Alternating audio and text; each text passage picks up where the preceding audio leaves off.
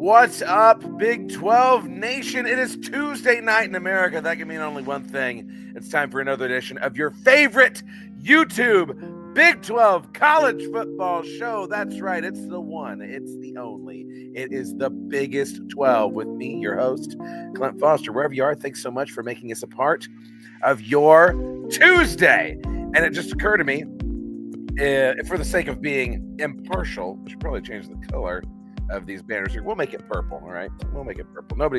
Purple's a mix of blue and red because we're going to be talking about Holy War, among other things tonight. Big show for you. Bomber's going to drop by. We might have Brownie dropping by. We'll see if somebody else drops by. It's going to be fantastic. But before we get to any of that, I need something from you. I need you to subscribe to the show. Come on, help me out, people. We are so stinking close to 1,000 subscribers here on the Big 12 channel. So give us a like, give us a subscribe at Big 12 VOCFB. There it is right there. Subscribe to the TCU channel while you're at it. Why not? Be a good American and do that. Also, give me a follow on Twitter at Clint_Foster55 and on my personal YouTube channel at Clint Foster Creations, where you're going to see the now two-time festival nominated Remember the Alamo Bowl documentary. It's right there. Very, very proud of the work that I put in on that, and I want y'all to enjoy it. I'm not making any money off it. I just want y'all to see it, love it, and enjoy it, and share it with all your friends. It's a story that I was very passionate about telling, so I want to share it with you. Also, make sure you're following the Voice of College Football on Twitter and Instagram. Check out vocfb.com/shop. We don't have time to show you the store today. You've seen it. Go check it out. Use promo code Big12VOCFB and download us wherever you get your podcasts. All right. So let's get this sucker started with I'm going to go ahead and say dear internet friend of mine. I love this individual. One of these days, hopefully, I make it out to Provo and can actually kick it with him. But I had to get him on here for Holy War Week. Ladies and gentlemen of Big 12 Mafia, it is Bomber. Bomber, how you doing, friend? I'm doing good. Can you hear me? I can hear you great. Excellent. That's jazzy music you got going. Yeah. Thank you. So, no surprise. I have scrambled. I've searched high and low. No Utah fans wanted to come on my show. So you are my Holy War representative, and I'm just fine with that, right? We don't pick Utah around here unless we absolutely have to. Right. But before we get into anything with the show, what are your thoughts on probably the biggest Holy War we've seen in, 20 years? Like, gosh, how long? I said that Ute and I did a show last night, sort of a pop-up thing. We hadn't planned on doing it, but we wanted to sort of set up the week, so we did a show last night. I cannot think of a more relevant Holy War in its entire history.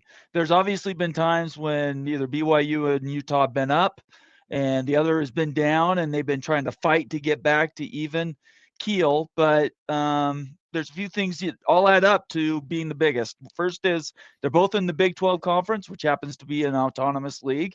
So they're in the elite as high as you can go, right? Yeah. So there's that going for them. There's a Big 12 championship on the line, which I think the winner of this game meets Texas Tech. Unless BYU can steal a win from Texas Tech later in the season. I think the winner of this game makes it to the Big 12 championship game. Even if BYU loses to Texas Tech at that point, I don't think anybody else is going to beat Utah. And then last but not least, it's the national. Now the narrative has finally come full circle from where it was in the 80s. And we haven't had it since the 80s. And that is that you have two elite programs now that are fighting for what is very small access to a college football playoff. And in my opinion, playoff access and getting into the dance, there's never been a more prestigious association in the Holy War Week than this one this year. Yeah, man. I'm pumped. I knew this was going to be a big game going into the season. Pretty much exceeding my expectations, like with one team having one loss and the other team being undefeated. And we're gonna get into the game. We're gonna talk all about it. But first, we got to do. This is a new thing since the last time you were on our show. Our dope and cope. Okay, so we look back at the week before, we talk about something we saw. It can be in the Big 12 or nationally that we thought was dope, that was awesome, and Okay. a fan base, a team, a position group that is coping because, man, that was really terrible what they did, what happened to them. Okay. So I'll go ahead and get started so you have a minute to think about it, since we didn't have time to talk about this before the show. My cope is me. My cope is me, and somehow being a TCU fan and, not wearing a bag around my head everywhere I go. Right. Man, just carbon copy of last year, a game that we absolutely should have won. We have not won in Manhattan since 2017 and just got absolutely demolished by Kansas State. Absolutely demolished. We were running the ball effectively and we stopped doing it. We wait to give Eric McAllister the ball to the end of the game. Josh Hoover has a horrible game. TCU feels rudderless right now. That's my cope. Yeah, I had higher expectations certainly going into the season. I think part of the problem is everybody saw the way they took apart UNC at the beginning of the season, and our expectations were completely wildly out of whack. Because now we find out, as I predicted when they hired Bill Belichick, that UNC is just a dumpster fire and has been since the idea even came to fruition in April or May to hire him. So it's too bad. I thought TCU was going to be much better after that game earlier in the season. But you know what? These seasons are long, 12 games, and you guys have to come to Provo. That'll be a big game for you. I'm looking forward to that. And, well, I don't know. TCU got us last time when we were in Dallas. Yeah, so I kind of think that it's something that we want to sort of get past. But at the end of the day, yeah, it's another sort of lost season. And I don't know where the answer is. Hoover was supposed to be the truth. Is he? I don't know. So, yeah, I don't know as a TCU fan where you go with that. Yeah. Yep. It's not good feelings. Not good feelings at all. Oh, I'm sure. Yeah. And my dope, which is something that very much lit the college football world on fire on Saturday, is that, there's not been a lot of good things to talk about with Oklahoma State. But Section 231, right, at Oklahoma State, all of these guys waving their shirts around, making the best out of a bad situation. I need to see that video. Yeah, Okay. so it started with one dude moved up to this section and started waving his shirt around, and then slowly more and more guys started joining until the entire section was full of shirtless Oklahoma State fans waving their shirts. What is that, 300 people? Yeah, in the middle of a blowout loss to Houston. I know, another game. Boy, Oklahoma State, boy. If you could look at programs that have climbed, and we don't need to name them, the ones that have fallen, as good as Indiana has been, Oklahoma State has been bad. And it's just remarkable how quickly. That's why they fire a guy in Penn State. That's why they look to fire a guy at Florida State. There's no patience. You better win now or you're going to be gone. Also, another shout out to Oklahoma State in that game. Doug Meacham, the offensive coordinator, running the double pass that he ran at TCU to start out the Peach Bowl and the second half of the Alamo Bowl in 2015. Exact same double pass, worked just as good as the other two times he ran it. That brought back some good memories. So shout out to Doug Meacham. That's my other All dope. Right. So you're dope and cope, Bomber. My cope, I'll start with that, was going into the Arizona game without Jack Kelly. BYU has arguably the best two linebackers in all of college football, Jack Kelly and Isaiah Glasker. Their defense is built around the interior of their defense. And going into that game, I was worried. I was sort of skulking around the house all day long, trying to find a place where I could, kind of like a cat, I couldn't get comfortable anywhere. And it was because of that. I was concerned, and I was right to be concerned because he hit the lack of his position at the end of the West Virginia game and then all through Arizona. You can tell he makes such a difference because he's the one who really is the engine that keeps the quarterback in check between those two guys. And anymore with mobile quarterbacks, you have to have a Jack Kelly. And I think you could look at almost any team in the nation. If you want to be good on defense, you have to have somebody that has the edge speed that can track down these 4-5 quarterbacks that are just incredibly athletic. Yeah. But at least it turned out okay for you. Is that your dope that you won anyway? The dope is Bear Buckmeyer. He continues to stack game after game. I'm not a fan of Aaron Roderick. Everybody knows I'm on record. The bunch of BYU fans don't like me specifically because I'm willing to name a coach on the team. But I'm sorry, I see what I see, and he's creative. He's come up with some plays that have been now run in the NFL, and that's all well and good. But too many East-West plays. He goes too East-West. Not enough north-south. And when you have a guy like LJ Martin last week could have had over 200 yards rushing. Instead, his go-to in overtime was, let's just run Bear Buckmeyer 10 times. And that's fine. Yeah. Won the game, but you can't do that against Utah. So you need to be more creative, and it's not by running flanker, fly, double pass, triple pitch passes. That's not how you're going to beat Utah. So, yeah, that's kind of the I didn't mean to slip into the preview for the Holy War, but that's kind of where BYU fans are right now. Well, I wanted to get into the Holy War sooner rather than later because I know you have a hard out. So that's totally I do, okay. Unfortunately. Yeah, I've got a show at the top of the hour. I apologize. Yeah. No, and everybody, when we're done here, make sure you jump over there. Big 12 Mafia is an amazing show. Check it out. But before we jump into Holy War, one last question for you, and because you brought up Bear Buckmeyer. Is he the truth, right? I mean, I feel like Arizona, hands down, the best team y'all have had to play so far. For sure. BYU is undefeated, but, you have to ask yourself how much of it is favorable schedule, how much of it is BYU actually being that good again. What do you think about Bear Buckmeyer? The answer to both those questions is yes. Yeah. Simply, he is the truth. You saw it the very first snaps he did in camp. It wasn't even in camp. It was in pre-summer drills. Look, the history of Bear Buckmeyer in 30 seconds. He commits to Stanford. His brother's at Stanford and then graduates in 2.5 years. Okay. Graduates Stanford in 2.5 years. That's his brother, Tiger. He decides to transfer to BYU. They fire their coach. He comes along. So both of them come over to BYU. Tiger's playing receiver. Bear comes in. Not 2 weeks later, maybe even a week later, Jake Retzlaff, it's announced he's got legal troubles. And without diving into the details on that, the minute those were announced, I knew he was never playing another down at BYU. So they immediately threw the book at the three guys that were in the tent already as QBs. The other two, very serviceable. They have experience at the P4 level, at the G6 level, and had played some football in college.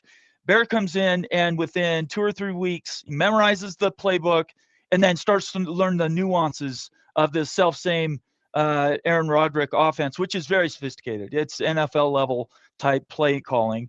And immediately he sits in. He's 6'2", 226, something like that. He's built like a linebacker. That's where he wears number 47. And he is a difference maker. The other thing is the schedule you mentioned. Of course, the easier schedule has helped him get into the season, right? And the last 2 games have been against Big 12 opponents. Both of them, he's turned the ball over a little bit. At the same time, he is making throws that are next level. There was a seam route that he threw to Chase Roberts in the West Virginia game that maybe 5 NFL quarterbacks could have hit. It was. I mean, you could watch it 1,000 times and be like, wow, okay, this guy knows what he's doing. That's something Jake never had in his tool belt. He couldn't throw a fade. He could not throw a seam route, which is why the tight ends disappeared for 2 years from this offense at BYU. And now all those plays are now open. So he's going to turn the ball over more. That you're going to get that with a true freshman. Very rare, right? There's only 3 or 4 in the entire country in the A4 that are true freshman starting quarterbacks that weren't throw-in. I mean, started game 1, and it's next level stuff. So who wins and loses is not so much on Bear, I think, this weekend, but he is the truth. Yeah, well, I mean, shoot, even if he was completely pedestrian, him wearing 47 alone, right? That's what college football should be all about. Yes. It is. So, okay, let's go ahead and get on into it, right? This is the game of the week, big noon kickoff, right? Who gives a crap about college game day, SEC game day anymore? Right. Big noon kickoff is there, as they should be. Here's the situation, okay? if my friends at the Utah Football Fans podcast are watching this, they're not going to be surprised. They know nobody in the Big 12 is rooting for them. They know they're the bad guys. They know they're the Black Hats. Okay, and there's a lot. I mean, Vegas obviously has Utah as a 3.5-point favorite on the road. They've got a chip on their shoulder after the way last year's game went down, and they've looked pretty dadgum good this year outside of that Texas Tech game. With Texas Tech just playing right now head and shoulders above everybody else. So, Bomber, the way I want to put this to you is convince all of us red-blooded, or, I guess blue-blooded, freedom-loving Americans why BYU can win and will win this game. First thing is they're 34 or 35-4 after 6 p.m. Mountain Time in home games, night games. So 34-4 is not an anomaly. It's not a streak. That is a certifiable, bankable type of a trend that you could put into this. So the fact that this is a night game definitely helps BYU. You've been to Provo. You know how loud it can be and how discomforting it can be for a quarterback. I don't think and cannot picture a game that the quarterback at Utah, sorry, I just spaced his name, Dampier, has played in that's even close. Yeah. I cannot, of all the games he's been in, the Texas Tech game was his biggest game of his life in essence, and he lost that at home. Yeah. So I don't think so that piece by itself, he's going to have to deal with the home crowd. Utah's by far the hotter team between the two on the offensive side of the ball. They played very well last week on a very wounded Arizona State team. Yep. I think it's questionable how many games they'll win the rest of the season with Levitt out. I don't know. We'll have to see where Arizona State ends up. But of course, he had to wait until after he played us to get out. But that's yeah. I don't even know the reasons how that ended up happening. He might not play again against Texas Tech. So that game last week was supposed to be, and everybody wanted it to be, a measuring stick, and it really didn't play out that way. So BYU's now had a measuring stick game. Arizona's very, very good. Their defense is rock solid. Anybody who plays them is going to have a tough time getting that out. So in my opinion, you normally get 3 points for being at home, 6.5. So it's 3 plus 3.5. I think you have theirs. The spread is 3.5 in Vegas right now. So that's essentially a touchdown. They're picking Utah by, and I just don't see it. Jack Kelly's back. He and Glasgow are going to be side by side again, and that completely changes the way that this defense looked last week. And in my opinion, last week on Saturday, if we'd had Jack Kelly in that game, there's no way that that game goes to overtime. I think BYU wins by at least 10. So it makes a big difference, the effect, and he needs to stay healthy too. He needs to stay healthy through the whole game. And, we'll have to see. I'm really excited for it. Oh, yeah. I mean, Kelly and Glasgow are both game-changing linebackers, especially in Sitake's defense, right? Yeah. Linebackers are so crucial to the success of that defense. Yeah, I tend to agree with you. I mean, I think that you can make with Texas Tech game accepted, you can make a case that neither team has been all that tested, right, outside of that one game that Dan and the team looked so bad in. And it being at home, that does help BYU. I mean, it's tough to go undefeated in college football, right? Yeah. You always feel nervous when there's that 0 there in the loss column. But being at home, that is a big, big piece to all of this. Okay, yeah. So my mom's calling it BYU. Yay! All right, I love it. I love your mom. Yeah. Thanks, Mom. I appreciate it. Moms are great. Yeah, they are. Right. Okay. So, I think that you gave a very good summation there, and I mean, certainly, I'm gonna be picking BYU in my pick'em, and we're gonna be hoping that works out. Let's go ahead and talk about my dearly departed Frogs. Okay. All right. The Revivalry, we're not calling it a blue bonnet, whatever. The Revivalry kicks off at 11 a.m. Frogs are 2.5-point favorites somehow against Baylor. Baylor won their first game in 4 years last year by a field goal. I am very down on the Frogs right now. I think there's a world where we don't even make a bowl game. Oh, but I tend to think, well, and I think that's just a matter of me being a TCU fan, and it just I feel like your fans are more critical of their own team. I feel like this often deserved, but I feel like we beat Baylor. I feel like Baylor's defense is a mess. Josh Hoover has played much better at home than he has played on the road. Kavorian Barnes and Eric McAllister, when we give them the ball, are complete game changers in this offense. I tend to think that this game goes similar to the SMU game a little bit earlier in the season. What's your third-party perspective on the formerly huge rivalry game? Yeah, for one thing, I am sad that the rivalry has sort of fallen off. When coming into the Big 12, I was excited about playing TCU and Baylor and sort of having that competitive juice in the conference. It's been not the greatest to see Baylor get off to a slow start, then a fast start, and a fast start, and a slow start, and then TCU, you don't know where they're going to come up. So I don't know how to call this game because both Sawyer Robertson and Josh Hoover were supposed to be the best quarterbacks in the conference, and neither one of them's played like it. So, I mean, statistically, they still look good statistically, but yeah, neither of you them. got to The win eyeball games. test, eyeball test, they do not pass. Yeah, you got to go out and win games, and you have to do it convincingly. And the stats are great, but unless you're winning big games, they don't have the effect. They don't last. So, in this game, I don't think I had a pick 'em where I had to pick between Baylor and TCU. But if I had to, knowing I've seen probably 2 games of each, I would probably take TCU. Is it TCU at home? Yeah, TCU is at Yeah, home. I would take TCU at home in that game then. You guys, look, you have talent on your roster. It's just I don't know what Dykes is seeing from the coaching perspective. It kind of looks like they're a little lost. They kind of look Penn State-esque. Got to be honest. Watching the listlessness on the sidelines, it's disconcerting. If I was a fan of TCU, I would not be happy about that. Well, I'll tell you where I'm at, Bomber, with all of this, because I'm going to mention some of the things that I mentioned on my post-game show on Saturday.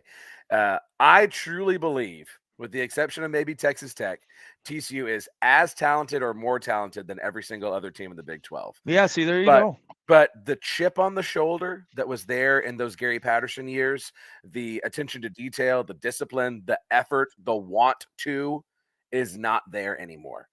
And that can only be attributed to coaching. And I'm not somebody who revels in like calling for people's jobs and like, oh, get them out of here. Every interaction I've ever had with Sonny Dykes, seems like a wonderful person. He's a family man. And I love all of that. And I'm not saying that he necessarily needs to be fired, but something has got to change.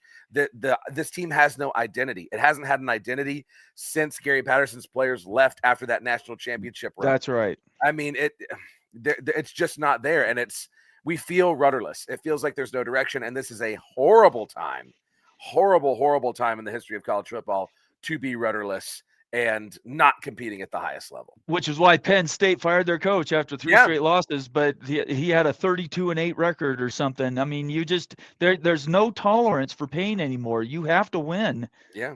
I guess everybody's given maybe 1 year, Clint. You could have one off year and fine, whatever. Yeah. But you got to come back and win the next year. You have to be in it. And if you're not, you lose recruiting. You lose games, and then you lose games, you lose money, and then the whole cycle just repeats itself. So, yeah, and we're all in the same boat, by the way. Nobody's exempt from that. Yeah, yeah. I mean, that's just the nature of the beast right now because there's so much uncertainty in the sport, and there's so much. Are the conferences going to keep realigning? Are we going to go hold another thing to the NCAA? What's going to happen? You got to be competing at a high level so that you maintain marketability. That's right. It's scary. TCU's been left out before 1995. A lot of us remember that. And I know how painful that is. I know completely. Nobody wants to be Oregon State and Washington State right now. And it's people look, anybody who thinks that their school is exempt, unless you're in the top 15 to 20 brands in the entire country, you're not exempt. Mm-hmm. I promise you're not exempt. You go 3 or 4 years and you don't have a winning record, there's not going to be many schools that are able to sustain that. Nebraska has been able to sustain it because they're a blue blood, right? Mm-hmm. They have so much wellspring of history they can rely on.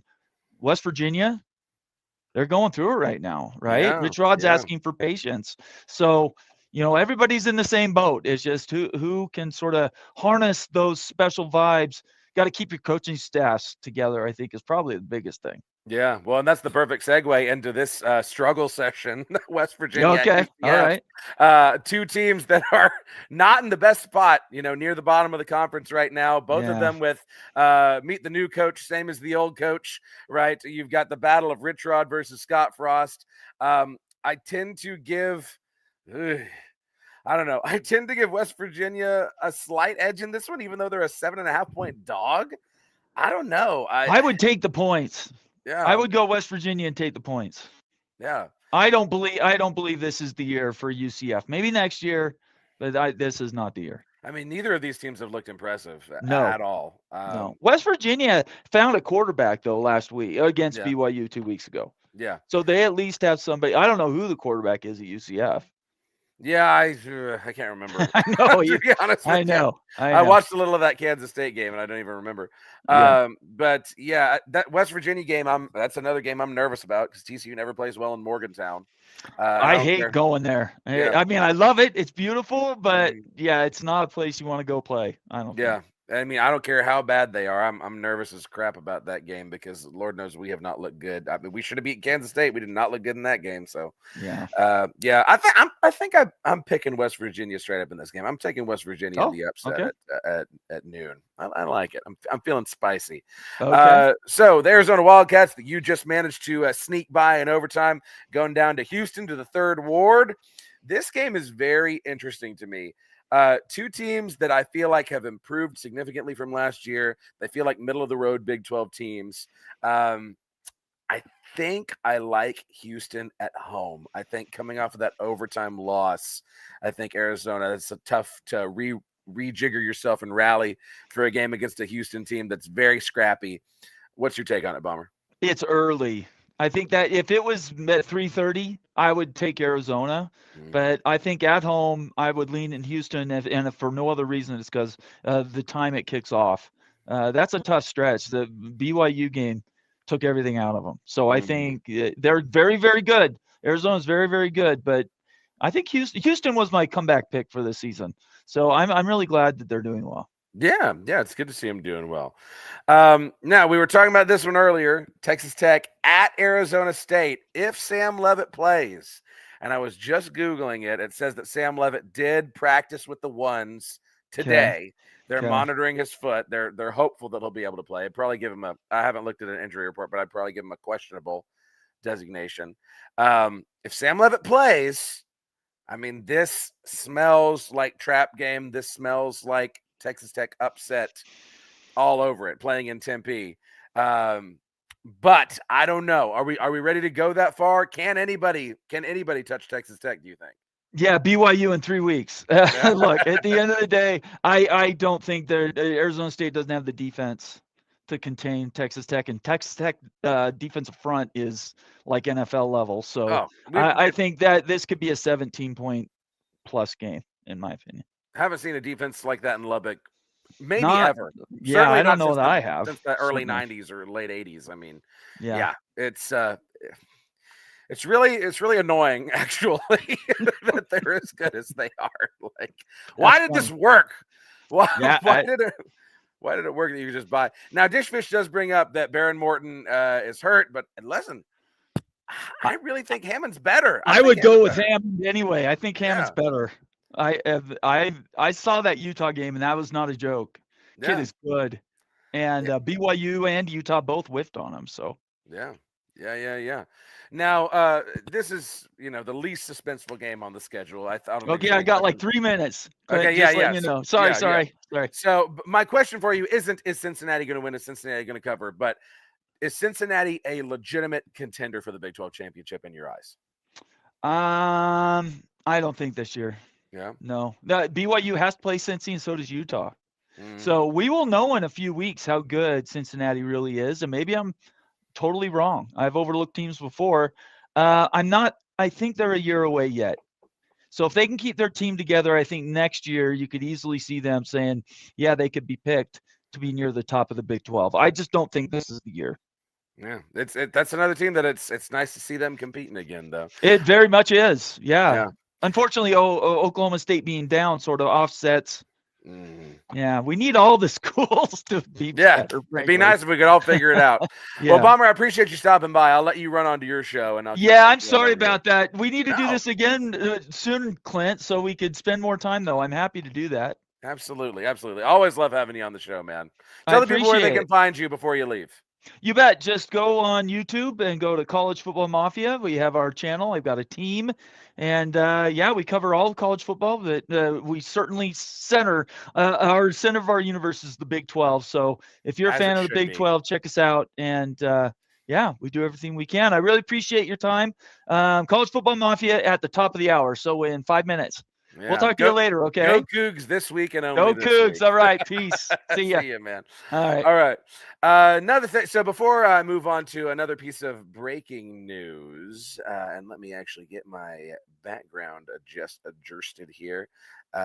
Shebang. There we go. Piece of breaking news. Let's have a quick word about Voice of College Football bets. Here we go. College football is even more exciting when you've got some action on the line, and the games are even better when you're cashing in. And the Voice of College Football is the place to be to get the greatest value. Start with my picks. 75% against the money line, 58% against the spread, and I've got a 40-plus year track record. 11-0 in the college football playoff for me last year against the money line, 8-3 against the spread. And I'm just the warm-up act. Steve Merrill of Wager Talk is our ace in the hole, show stopper. 7 years with the Voice of College Football, over 30 years in the industry. Steve gives us analysis on all the big games, but you can't miss Steve's weekly under-the-radar pick. 28-12 against the spread the last 3 years. You also get picks from some of our top analysts here at the Voice of College Football, including Corey Bratta, Matt Zemek, and Steve Dace. Check out those numbers. Become a YouTube or Patreon member for just $99 per month. Go to the main channel on YouTube, click join, and then select a betting tier. Do the same thing on Patreon. Make 2025 a winner now. All right, so got a piece of breaking news for us. If y'all were on Twitter earlier, you saw this.